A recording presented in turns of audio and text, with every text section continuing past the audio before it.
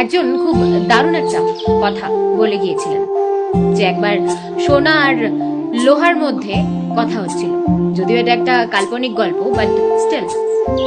তো সোনা লোহাকে জিজ্ঞেস করছে যে আচ্ছা, আমাদের দুজনকে পিটিয়েই নানান ধরনের জিনিস তৈরি হয়, যেমন শ্যাকরা আমাকে পিটিয়ে সোনার অলংকার তৈরি করে, সেরকমই কামার তোকে পিটিয়ে নানান ধরনের লোহার জিনিস তৈরি করে, কিন্তু আমাকে যখন পেটানো হয় আমি কোনো আওয়াজ করি না, অথচ যখন তোকে পেটানো হয় তুই এত জোরে জোরে আওয়াজ করিস কিসের জন্য? তো লোহা এই প্রশ্নের একটা দারুণ উত্তর দিল সোনাকে। লোহা বলল যে ভাই, তোকে যেটা দিয়ে পেটানো হয় সেটা লোহার, তাই তোর কিছু যায় আসে না। আমাকে যেটা দিয়ে পেটানো হয় সেটাও লোহার হাতুড়ি।